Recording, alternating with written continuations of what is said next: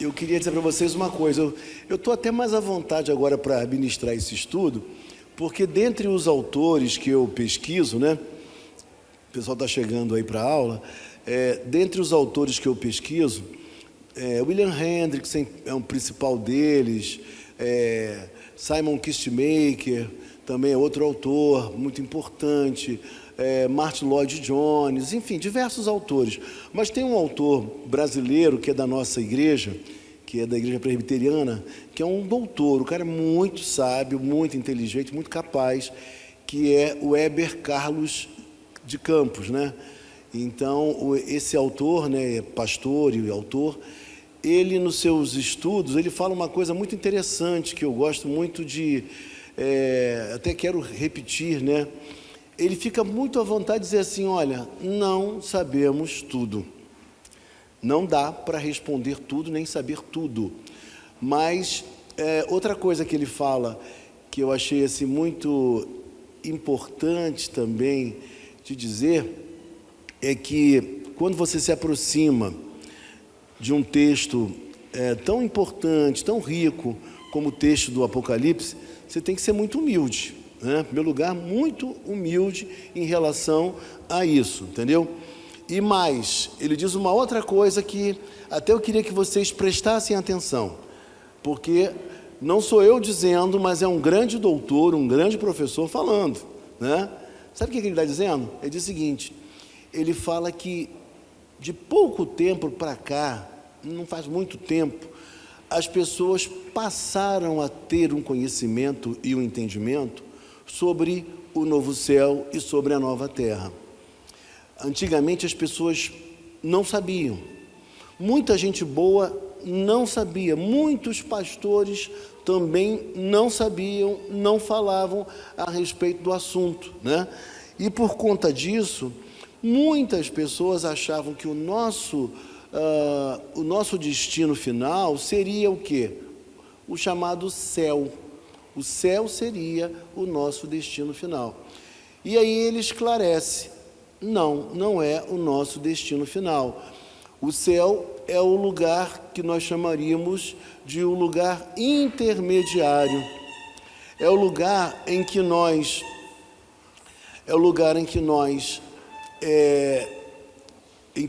estaremos até a volta do Senhor Jesus Cristo, entendeu?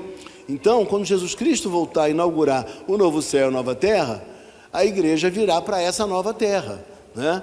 Então, é o que a Bíblia nos diz e nos explica, nos orienta a respeito do tema.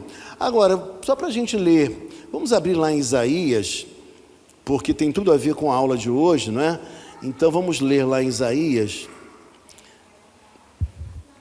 Vou ler aqui alguns versículos.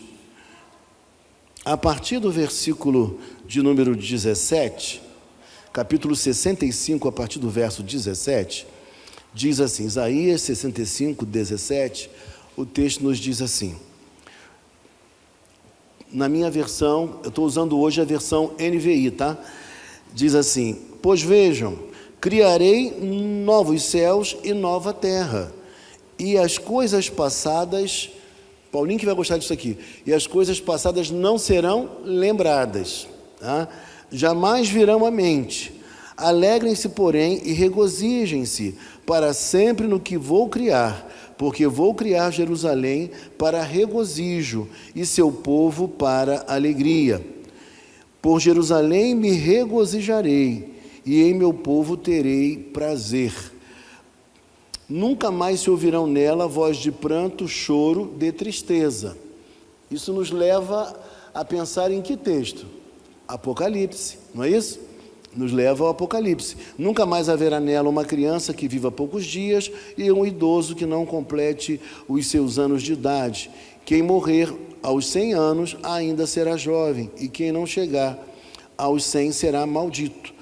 Construirão casas e nelas habitarão, plantarão vinhas e comerão do seu fruto. Eu não vou ler todo o texto, mas é importante que vocês entendam, lá no versículo 25, por exemplo, o lobo e o cordeiro comerão juntos, e o leão comerá feno, como o boi, mas o pó será a comida da serpente. Ninguém fará mal nem destruição em todo o meu santo monte, diz o Senhor. Esse texto é um texto profético, e como todo texto profético, ele tem uma aplicação no tempo, né, para aquela época, mas também aponta para além daquilo que às vezes o próprio profeta poderia imaginar, poderia saber. Ele profetiza sobre algo que ainda há de acontecer.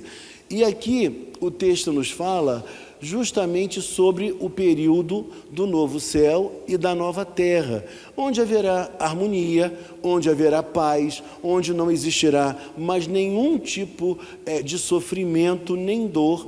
É sobre esse tempo que profeticamente Isaías falou, né? E a gente sabe que Isaías viveu aproximadamente 700 anos, né, antes de Cristo, né? Então, veja você quanto tempo antes dessa época, da época de Jesus, e ele profetiza algo que tem uma aplicação também futura para a época em que o Senhor retornar e implantar o novo céu e a nova terra. Então, repetindo a vocês, o que acontece? O céu não é o nosso lar definitivo. O nosso lar definitivo é o novo céu, é a nova terra. E aí eles esclarecem, os estudiosos, que o antigo céu e a antiga terra não mais existirá, não haverá mais. Ou seja, porque uma nova etapa vai se inaugurar, um novo tempo, que a gente chama de um novo céu e a nova terra. E aí eu queria ler com vocês 2 Pedro, capítulo 3, versículo 10. O dia do Senhor, porém, virá como ladrão. Os céus desaparecerão com um grande estrondo, os elementos serão desfeitos pelo calor, e a terra e tudo que nela há será desnudada. Quando o texto fala aqui para nós sobre calor, ou sobre brasas, em outra versão, né, abrasados, o texto está querendo dizer o seguinte, que a antiga criação, o antigo céu, a antiga terra, o que vai acontecer com eles? Eles serão purificados, tá? Porque na Bíblia, fogo, nem sempre a ideia de fogo é uma ideia de destruição. A ideia de fogo é a ideia de purificação também, e é o caso aqui. E aí nós temos duas palavras na língua grega para novo céu, nova terra. A primeira palavra, que a gente conhece muito bem, é a palavra neo, né? Neos, que significa dizer algo novo, mas novo mesmo, completamente novo, algo inédito, é uma palavra no grego. A outra palavra é kainos. Kainos traz a ideia de algo novo, preste atenção que é importante, algo novo a partir de algo já existente, de algo que já existe, entendeu? É algo novo a partir de algo que já existe. Eu dou um exemplo que não é o melhor exemplo para tentar esclarecer isso, né? Porque nunca a ilustração é boa, como eu costumo dizer, nunca ela é perfeitamente clara para a gente compreender, mas é só para vocês perceberem como algo pode ser novo a partir de algo já existente. Por exemplo, imagine eu cedo a minha camisa para a nossa irmã Eliene, que é uma irmã que vem à noite. Ela é bem magrinha, para quem não a conhece, como minha mãe também é bem magrinha. A partir da minha camisa, né, já que eu não estou tão magro assim, é possível fazer uma camisa para ela, uma blusa para ela, né? Então, tipo assim, a camisa é nova, num certo sentido ela é nova, mas em outro não. Por que não? Porque ela foi feita a partir de uma outra camisa que já existiu. Compreendeu? Mas é uma camisa nova, em outro sentido, porque a gola vai ser diferente, né? Os botões serão outros, os detalhes serão outros. Então, quando o texto bíblico fala sobre novo céu, nova terra, a palavra é kainos, é algo novo a partir de algo que já existe. O que significa dizer que Deus não vai destruir completamente o nosso planeta. tá? O que vai acontecer é a restauração de todas as coisas. Quando nós abrimos lá em Romanos capítulo 8, a partir do verso 18, vamos abrir lá e de repente a gente faz uma leitura de alguns versículos, só para que vocês possam verificar o que a Bíblia diz, que não é uma destruição definitiva, mas sim uma transformação, uma renovação. Romanos capítulo 8, versículo 18 em diante, por aí tá bom. Pode ler. E para mim, tem por certo, que o sofrimento do tempo presente não pode ser comparado com a glória a ser revelada em nós. Juro. Sim. A ardente expectativa da criação aguarda a revelação dos filhos de Deus, pois a criação está sujeita à vaidade, não voluntariamente, mas por causa daquele que a sujeitou, a esperança de que a própria criação será redimida do cativeiro da corrupção, para a liberdade da glória dos filhos de Deus. Veja comigo uma coisa, está vendo? Então, a ideia é uma ideia de quê? Redenção. Da terra ser redimida, da terra ser recuperada, de ser transformada, então de ser restaurada. Então haverá um novo céu e haverá também uma nova terra, tá? E esse paraíso que a gente lembra do Jardim do Éden, por exemplo, se entende que hoje o que aconteceu com ele? Ele está nos céus. Quem morre hoje está imediatamente nos braços de Deus, nos céus. Mas quando o novo céu e a nova terra chegarem, o que vai acontecer?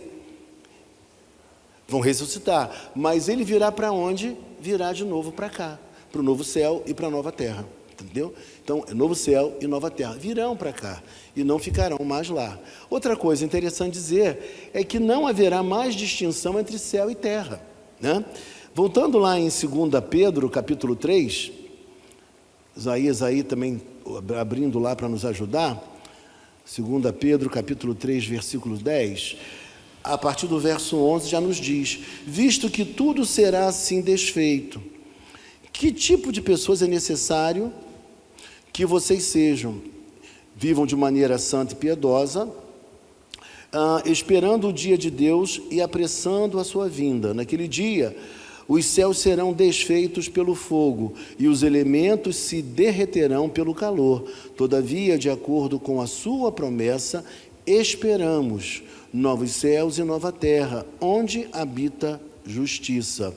Né? Então, o texto está dizendo que quando esse tempo se inaugurar, vai ser um tempo não somente de um novo céu e a nova terra apenas, mas será um tempo de justiça plena, de paz absoluta, de tranquilidade, de uma vida onde não haverá mais a presença do pecado, nem tampouco nós cairemos, porque o próprio Senhor estará conosco e Ele mesmo garantirá a nossa permanência e também qualquer possibilidade de queda, entendeu? Por que isso?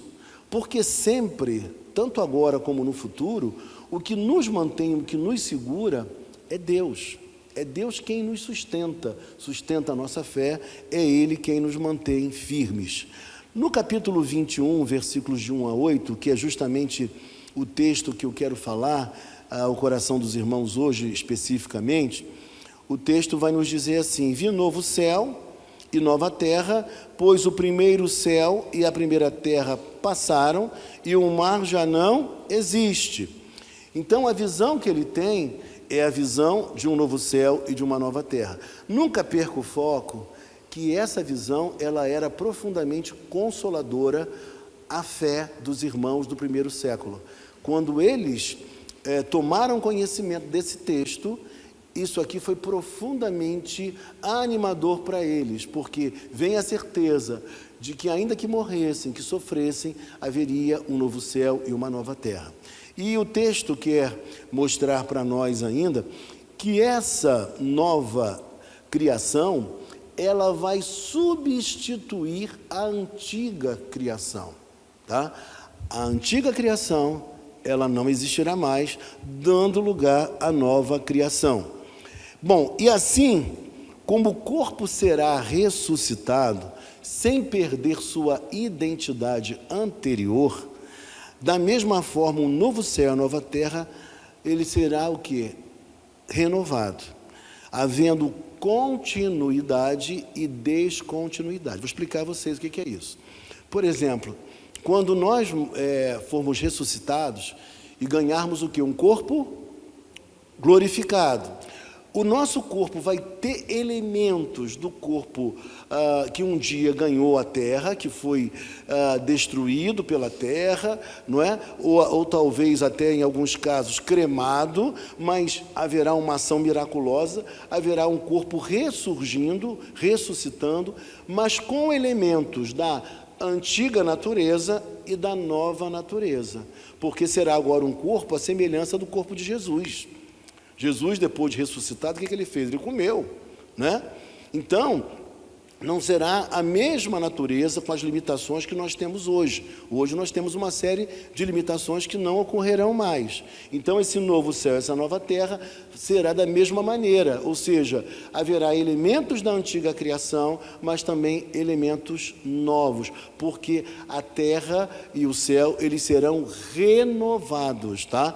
Mas haverá conexão ainda entre um e outro, né? Há elementos do antigo também no novo, tá? Bom, e aí, eu até escrevi aqui, as profecias de Isaías são melhor entendidas, como por exemplo o capítulo 65, né, que nós lemos hoje, como transformação da antiga criação e não uma criação totalmente nova. Deus não vai criar o novo céu e a nova terra do nada, tá? Como aconteceu na primeira criação, né? Então agora não, ele vai criar a partir do que já existia. Outra coisa importante que o texto diz aqui no versículo de número 1, primeiro versículo, o texto também, vamos ver lá, vou abrir aqui de novo, que eu estava em 2 Pedro, vamos voltar, diz assim: então vi novos céus e nova terra, pois o primeiro céu e a primeira terra já haviam passado e o mar já não existia, o mar. E aí as pessoas se dividem aqui. Existem pessoas que pensam que no novo céu, nova terra, não vai ter mar. Que frustração, né, para alguns que gostam de uma praia, que gostam de fazer um surf ou algum esporte náutico, né? Para quem é da marinha, como o presbítero Maurício, nada disso. Eu não penso dessa maneira, tá? Alguns pensam dessa forma. Existem pessoas que chegam a pensar assim. Mas o mar na Bíblia, ele tem uma simbologia. E qual é a simbologia do mar na Bíblia? Você tem uma ideia? O que o mar nos leva a pensar? Vamos olhar para a figura, para a imagem de um mar, e vamos pensar no que poderia traduzir de simbologia para nós o mar. O que você pensa?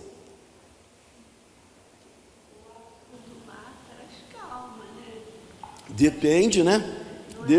Depende. Existe uma frase antiga que dizia assim, né? Que um mar calmo não faz o quê? Alguém lembra? Não produz o quê? Marinheiro, não é isso? Marinheiro capaz, marinheiro treinado, uma coisa mais ou menos assim. Eu até já coloquei essa frase lá na minha rede social. Então, o que acontece?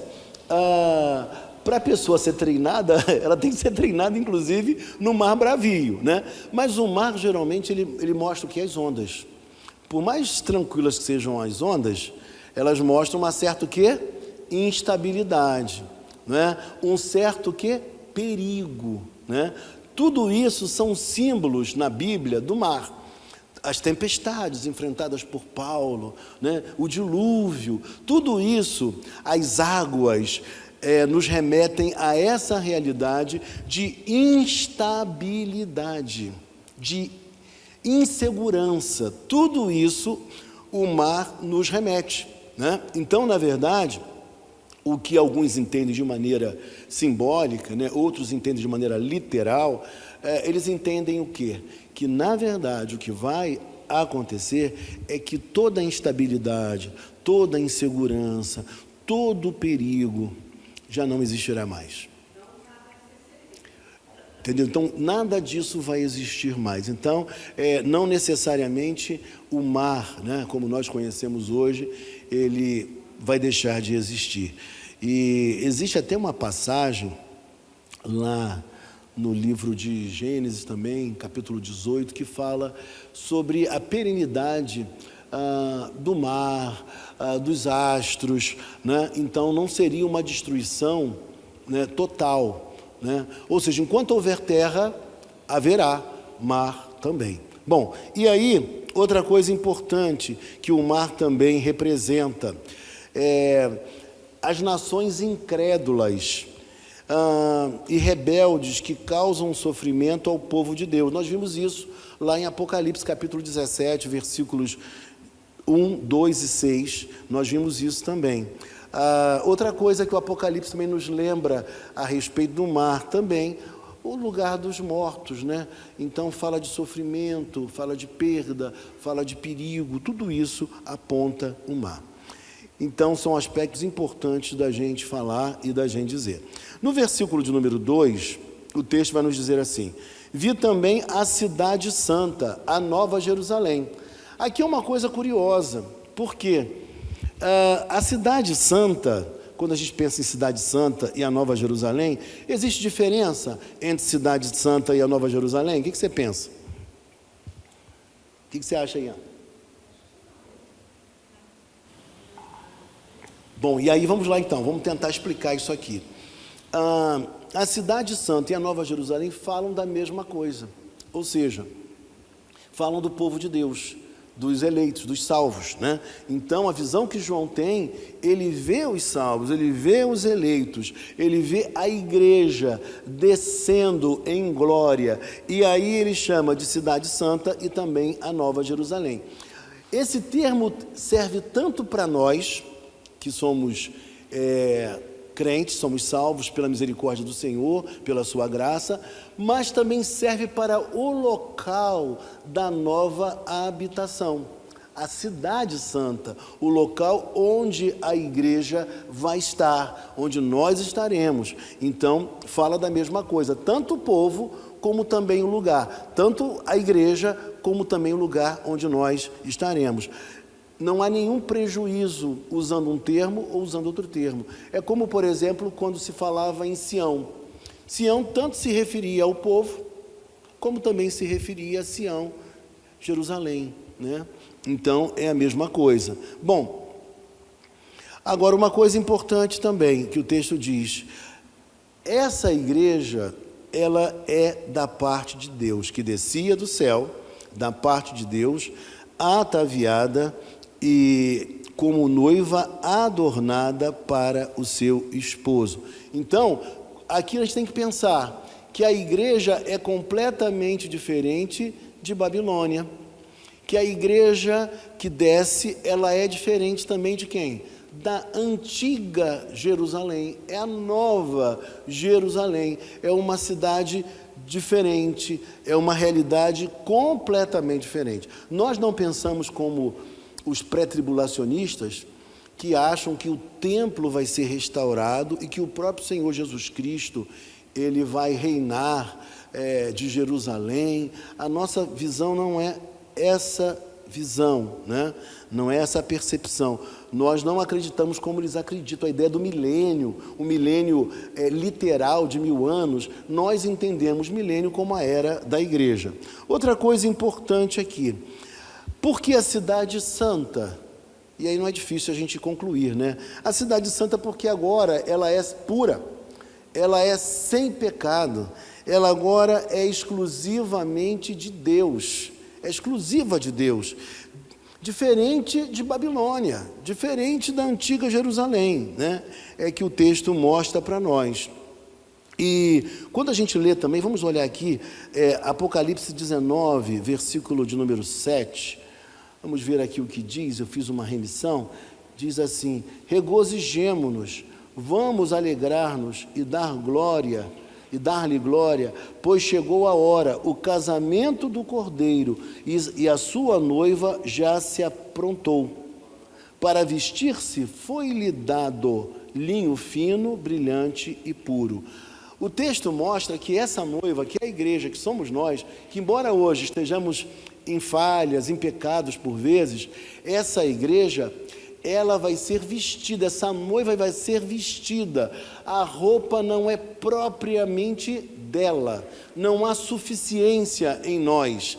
É ela sim que será dessa forma como nós estamos vendo aqui. A noiva está adornada, ela é santa e ela desce do céu. Essa é a visão. Então, veja, o nosso destino final não é o céu. O nosso destino final é o novo céu e a nova terra, como profetizado por Isaías no capítulo 65 e 66, e também agora no texto que nós estamos lendo. Bom, versículo 3. Então ouvi grande voz vinda do trono dizendo: eis o tabernáculo de Deus com os homens. Deus habitará com eles serão povos de Deus, e Deus mesmo estará com eles. Coisa importante dizer aqui para vocês, e olha, isso não é da minha cabeça não, tá, gente? Eu estou reproduzindo algo que os estudiosos, os grandes homens da teologia compreendem com base numa exegese, numa interpretação bíblica. Então, agora nós teremos a própria presença tabernacular do Senhor, né? Quando chegar esse tempo, entre nós. Hoje, como é a presença de Deus? Ela está em nós, dentro de nós, né? É o que a palavra do Senhor nos diz lá em 1 Coríntios, capítulo 3, versículo 16, e também no capítulo 6 de 1 Coríntios, versículo de número 19, né? Vamos abrir lá para a gente ver? Acaso não sabem que o corpo de vocês é santuário do Espírito Santo que habita em vocês, e lhes foi dado por Deus, e que vocês não são de vocês mesmos? Então, onde está hoje o santuário de Deus? Onde é o santuário de Deus? Nós, não é? É o santuário de Deus. Não vai precisar ler não, mas também diz a mesma coisa em 1 Coríntios 3,16. Então, o que acontece? Só que quando chegar essa época aqui, o tabernáculo de Deus será o próprio Senhor. Entendeu? Ele não precisará estar dentro de nós, porque ele já estará, ele será o próprio tabernáculo, compreendeu? Essa é uma grande e substancial diferença de hoje para o tempo futuro, para o novo céu e para a nova terra. Talvez isso possa mexer muito com as pessoas que têm uma ligação com o templo. Existem pessoas e até religiões, que são muito ligadas ao templo, né? Então, nós vemos, por exemplo, catolicismo, nós vemos também, de uma certa maneira, algumas igrejas evangélicas, nós vimos, por exemplo, o trabalho entre os índios, que a irmã Eliane faz. Ela estava explicando para nós que para eles é muito importante o quê? O templo físico, de alvenaria, enfim, um templo. Por quê? Para eles isso é importante, porque a adoração para eles está atrelada a um lugar de culto, né? Mas nessa época não, o próprio Senhor estará conosco e será o tabernáculo, é o que a gente compreende pela palavra, né? Então, outra coisa importante dizer aqui, importante frisar, que Ele vai estar conosco e nós habitaremos com Ele. Toda a obra redentora agora estará concluída. Hoje o Espírito Santo está dentro em nós, não é? Como diz ali o texto, é um santuário, mas quando chegar essa época, isso não vai ser mais necessário. Por quê? Porque nós já teremos um corpo glorificado e o próprio Senhor estará conosco, né? Porque Ele é verdadeiro homem e Ele é verdadeiro Deus, completamente Deus. Bom, outra coisa importante da gente frisar nesse texto, versículo 4, vê na sua Bíblia: e lhes enxugará dos olhos toda lágrima, e a morte já não existirá, já não haverá luto, nem pranto, nem dor, porque as primeiras coisas passaram.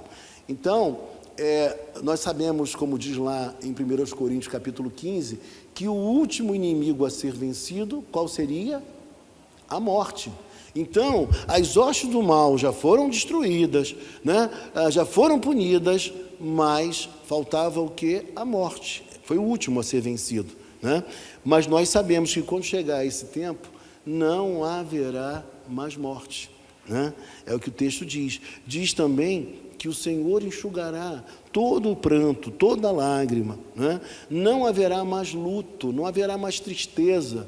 Hoje não dá para negar que, por mais espiritual que você seja, por mais que você tenha esperança na vida futura daqueles que são crentes, mas quando alguém falece, a gente fica muito triste e abalado.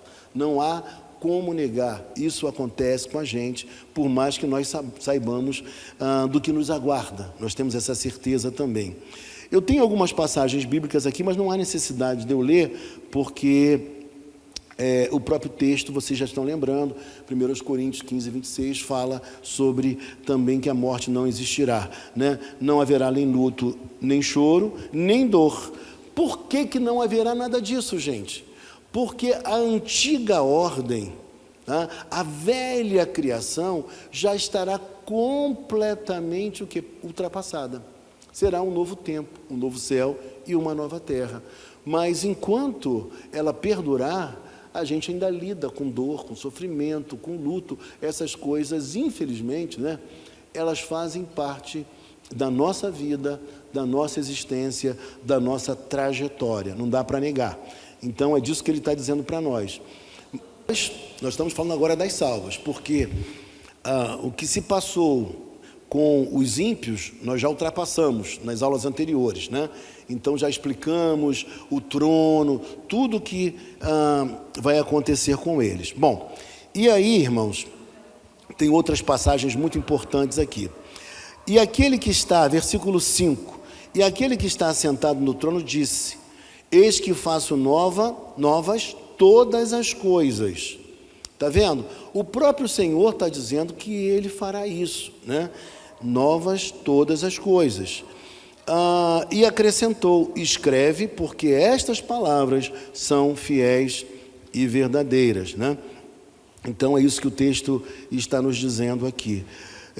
Deus pode renovar, e Ele vai renovar o homem, como nós lemos lá em Romanos capítulo 8, versículo 18 em diante, e também vai renovar o universo. O universo não será mais o mesmo, né? Ele será renovado também.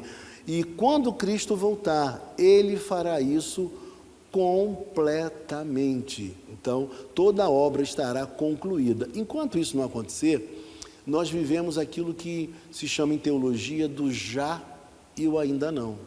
Nós somos salvos hoje? Somos, já somos salvos, mas só será concluído esse processo todo quando o Senhor retornar, entendeu? Então, só realmente no final, né, é que isso vai acontecer de maneira cabal e completa, né? Nós já temos hoje a vida do reino em nós, mas não a vida que nos aguarda, como ela será e que o Apocalipse nos demonstra, entendeu? Mas nós já vivemos essa realidade por antecipação. Bom, e aí, irmãos, o texto diz no versículo de número 6, eu estou sendo bem conciso: disse-me ainda, tudo está feito, eu sou o alfa e o ômega, o princípio e o fim. A quem tem sede, darei de graça da fonte da água da vida. Hoje nós já recebemos em Cristo o quê? A água da vida, né? Ele é a própria água da vida, Ele é a salvação. Nós já temos a salvação em nós. Mas quando chegar, é o que o texto está dizendo, isso será de uma maneira, poderia dizer eu, mais concreta, de uma maneira absoluta, de uma maneira plena, é o que ele está dizendo aqui para nós. E outra coisa importante de ressaltar é que ele fala, ó, está concluído. Na minha versão, na versão de vocês também, tudo está feito, a obra está completada, né? E aí ele diz, eu sou o alfa e o ômega. Quando a gente pensa em alfa e ômega, sabe que alfa é a primeira letra do alfabeto grego e ômega a última. A ideia que dá é a ideia de que tudo cumpriu um plano previamente estabelecido por Deus. Ele próprio idealizou tudo, né, porque Ele é o alfa, é o que dá origem a todas as coisas, é quem idealiza, é quem planeja, é quem concebe, mas ao mesmo tempo Ele é o ômega. Ele é aquele que leva a cabo, é aquele que conclui, é aquele que termina, sabe? Então, ele leva a cabo tudo aquilo que ele planejou, tudo aquilo que ele idealizou. Ele é o alfa, ele é o ômega. Tudo está planejado e feito segundo o que ele planejou. Isso para a igreja da época e para nós hoje, embora nós aqui no Brasil não tenhamos uma perseguição tão severa como acontece em outras partes do mundo e como acontecia no primeiro século, nós sabemos muito bem o que ainda assim a vida não é fácil, que ainda assim a gente sofre, que ainda assim a gente fica às vezes fragilizado, a gente pensa, meu Deus, que coisa terrível, como é que vai ser isso, como é que vai superar tal problema, não é? Então a gente sabe que apesar de todas as lutas, conflitos, né, brigas, que às vezes acontecem, a senhora estava falando para nós dos seus problemas, o marido dela, ela quer que ele se converta, mas ainda não é crente, e está internado, está doente, e ela queria que o marido fosse crente. É o sonho de toda mulher, de todo homem, né, ver o cônjuge convertido. E aí, irmãos, o texto ainda vai nos dizer da seguinte maneira, vamos ler mais uma vez o versículo. Tudo está feito, eu sou o alfa e o ômega, o princípio e o fim, eu a quem tem sede darei de graça, da fonte da água da vida. Então, a linguagem bíblica já é vista da perspectiva, ou na perspectiva, de que tudo isso já está concluído, pronto e acabado. É a primeira coisa a se dizer. Outra coisa importante também da gente pensar, é que a água da vida não é dada por sacrifício, por esforço, porque você é muito bom, porque você conseguiu agradar a Deus como ninguém. Não, não é isso. O texto está dizendo que darei. E ainda há uma ênfase nessa doação. Doarei, ou darei de graça. Ou seja, o que exime qualquer possibilidade disso ser conquistado por esforço próprio. Eu sei que às vezes a gente pensa assim, meu Deus, mas eu tenho muitas falhas, né? Eu tenho ainda muita coisa para melhorar. Eu ainda, quando eu olho para mim, eu falo, que pecador eu sou. Meu Deus, será que tudo isso me aguarda mesmo? Será que eu vou ter essas alegrias? Vai ter essas alegrias, porque tudo que Deus planejou não está debaixo do seu próprio poder seu e meu, da sua própria condição de ser muito santo, de ser muito correto. Nós vivemos uma vida de santidade, de correção, porque houve uma transformação na nossa vida. Não que nós nos esforcemos para poder assim ganhar a salvação, o favor de Deus, não. Nós sempre seremos insuficientes, nós sempre seremos aquém de receber tamanha bênção como a salvação, como a regeneração que o Senhor já operou em cada um de nós. Mas aqui o texto fala que a vida eterna é a salvação plena e completamente gratuita. Se passar pela sua cabeça ou pela minha cabeça que nós somos merecedores, gente, expulsa essa ideia. Expulsa isso de você, porque nós não somos e não seremos merecedores. É puramente obra da graça de Deus. Bom, outra coisa importante de dizer ainda. A promessa da salvação já aconteceu em nós, a transformação que Deus operou na nossa vida já aconteceu, mas tudo isso que o texto está dizendo aqui só vai acontecer na sua plenitude quando o novo céu e a nova terra chegarem. É isso que a Bíblia fala. Mas o texto também nos garante algo muito bonito, muito bom, versículo 7. O vencedor herdará estas coisas, e eu lhe serei Deus, e ele me será filho, né? Mas pastor, nós já não somos filhos de Deus? Sim, somos. Só que aqui fala de algo pleno, algo cabal, algo numa dimensão profundamente maior do que acontece em nossos dias. Mas depois de falar que isso tudo é maravilhoso e que isso tudo é herança nossa, nós herdaremos tudo isso e não tem como nós não herdarmos, O versículo 8 é um versículo difícil, porque muita gente fala, meu Deus, mas como um Deus tão maravilhoso trazendo algo como está aqui? Gente, é palavra de Deus. As pessoas que rejeitaram a palavra de Deus e assumiram tal comportamento, assumiram voluntariamente, espontaneamente e segundo as suas próprias inclinações. Aí o texto diz, quanto porém aos covardes, versículo 8, está vendo aí? Quanto aos covardes, quem seriam os covardes? O que você imagina? Quem seriam os covardes? Pensa. Não, de forma alguma. Os que negam, entendeu? Os que negam a verdade.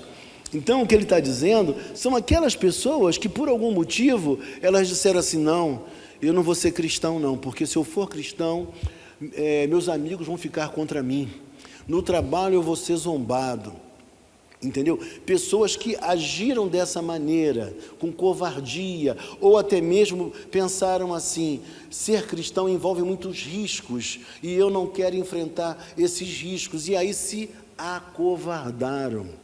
É o que o texto está dizendo para nós. Não, presbítero.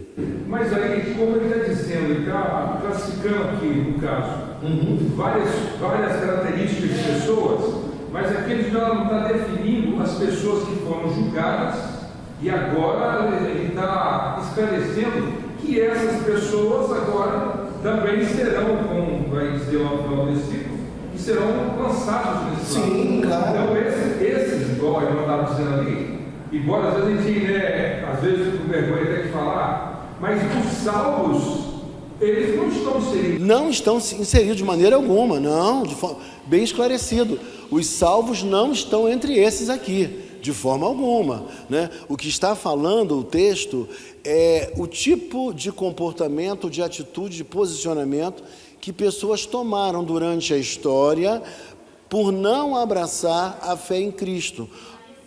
Permaneceram assim, assim como também aqueles que já são salvos, eles são salvos porque o nome já estava no livro da vida e que na história, no dia a dia, abraçaram a fé em Cristo, foram regenerados e permaneceram. Essa é uma grande marca de todo eleito. O eleito, apesar dos pesares, de todos os problemas, todas as lutas que ele enfrenta, o eleito, ele permanece. O que mais que ele fala para nós? Ele fala dos incrédulos. Existem pessoas que elas não querem acreditar. Elas querem permanecer na incredulidade, entendeu? Por mais que a palavra seja pregada, por mais que haja coerência na mensagem, elas dizem, eu não creio e ponto final. Eu não quero crer. Estão resolutas nos seus propósitos. E aí o texto vai falar em abomináveis, né? Ou seja, todos aqueles que cometem abominações, e aqui a gente pode abrir um leque muito grande, o tempo não caberia para a gente falar, aos impuros, todos aqueles que preferem, que escolhem uma vida que não se coadune com os valores e os princípios de Deus. Eu lembro de uma história de uma pessoa que casou-se com uma família, com um pastor, que já era de família de pastores, e essa pessoa, ela tinha um passado meio difícil, comportamental. E aí o pastor conheceu ela, falou assim, bom, o filho do pastor principal conheceu ela, falou assim, não, essa moça é crente, se converteu, como não acreditar? Ela se converteu. Ela pode ter tido uma vida difícil, ela pode ter uma vida de pecados antes de se converter, mas agora ela é nova criatura.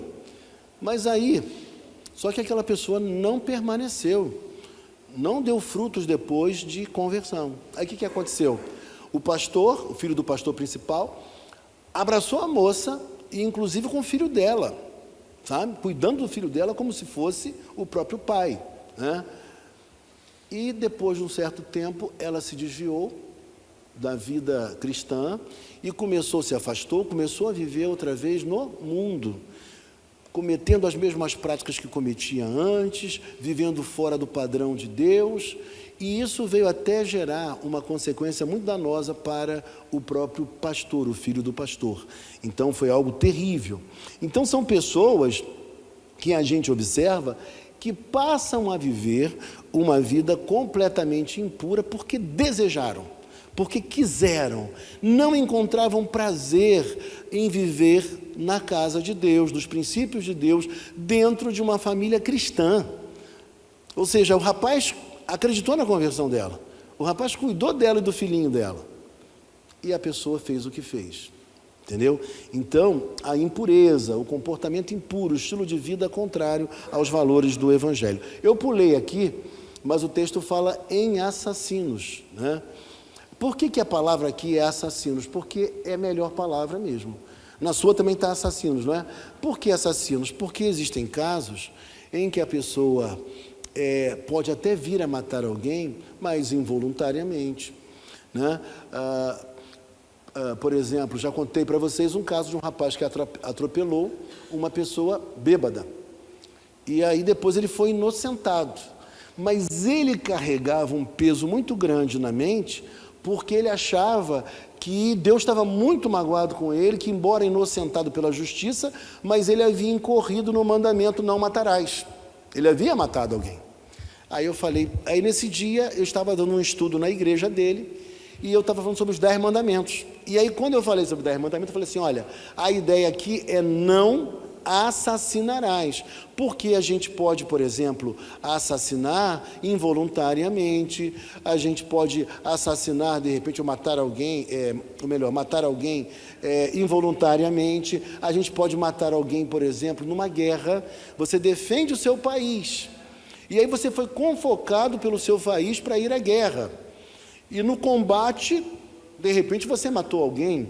Vou só um exemplo, lá em Minas Gerais, o presbítero, numa igreja lá, nossa mesmo, ele tomava conta lá dessa, tipo uma congregação, né? Bem grande lá o local. E entrou um bêbado, armado com uma faca na igreja, ele era policial. E ele estava lá na igreja, ele veio à igreja e ele estava armado. E esse camarada começou a ameaçar com faca lá dentro, os irmãos, e partiu, e ele matou essa pessoa. E ele ficou realmente muito arrasado com a situação que o tempo todo. Então, que ele estava vivendo, né? Tudo que aconteceu. E aí, nesse dia, quando eu fui para a porta, né? A gente que é pastor para ele vai para a porta, né? Aí fiquei na porta lá, e o pessoal saindo falando comigo. De repente, ele chegou perto de mim e falou assim, pastor, eu queria muito agradecer o senhor, porque hoje eu estou saindo daqui com a minha alma completamente leve. Eu falei, o que aconteceu? Quando o senhor falou sobre o não matarás, o senhor explicou, né, que o melhor seria não assassinarás. Aquilo me trouxe um alívio muito grande, porque eu fui inocentado pela justiça, eu atropelei uma pessoa que o culpado foi ela, mas eu me sentia profundamente arrasado e culpado por isso. Hoje eu me sinto livre, né? Então... Pastor, eu fiquei vendo aquele caso da ponte de Niterói. Sim. Eu fiquei assim, horrorizado. O que mais me trouxe pavor daquilo foi o soldado mirando, ele não tinha como pegar o pé daquele bandido que estava ali no ônibus, do doente mental, a gente não sabe o que ele era, ele tinha que matar mesmo.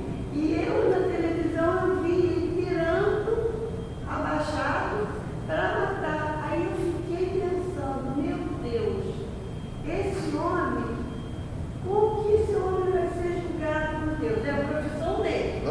Ele tinha que fazer aquilo, não adianta dar um tiro no pé, dar um tiro na mão, porque o cara está armado e incendiar o homem. Aí eu fiquei pensando, que profissão seria? Como que ele deve se sentir perante Deus? Será que Deus terá misericórdia dele? Ele entende que ele tinha que matar? É difícil. Então por que isso? Porque na verdade a ideia de não assassinar, mas existem momentos que você, pela sua função, pela sua profissão, ou por um perigo que possa estar por acontecer, você é obrigado a agir. Obrigado. Você é obrigado a agir.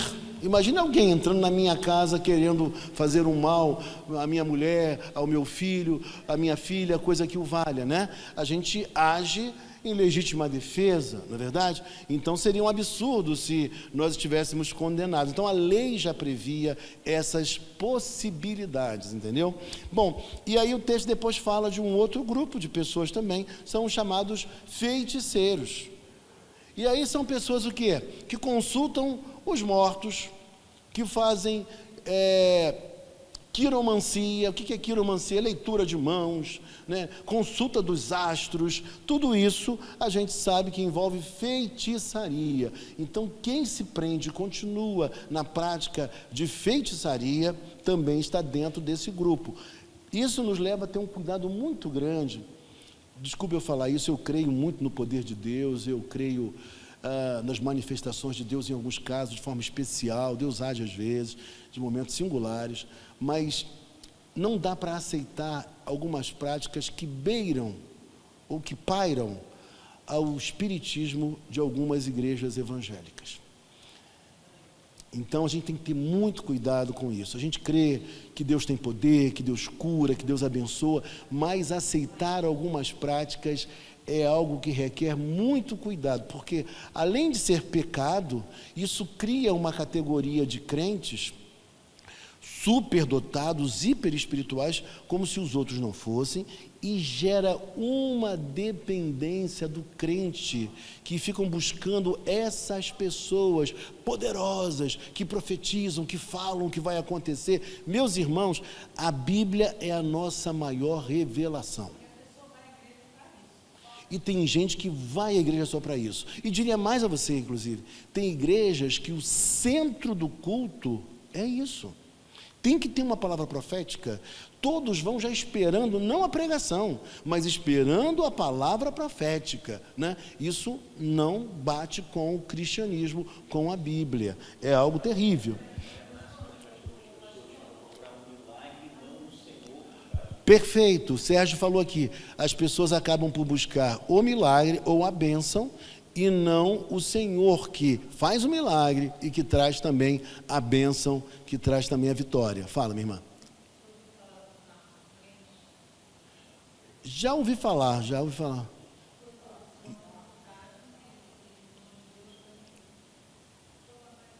Sim. E aí é a falsa religião que o próprio Apocalipse já retrata, né? Que a gente tem que ter maior cuidado. Os idólatras, aqui está um ponto também muito importante, gente. A idolatria. A gente tem que ter muito cuidado com isso, porque a gente idolatra às vezes pessoas, a gente idolatra às vezes entidades, a gente não, né? Mas pessoas por aí, né? Entidades, enfim, figuras do passado que foram até importantes e significativas, mas que não são merecedoras de adoração somente a Deus, compreendeu? Então, a Bíblia fala com muita clareza sobre os idólatras. Os idólatras não estarão no novo céu e na nova terra. Então, é um cuidado que nós temos que ter com isso, por mais que a gente viva num país por demais conciliador, tranquilo, amoroso, compreensivo, mas a gente tem que falar, a idolatria é pecado.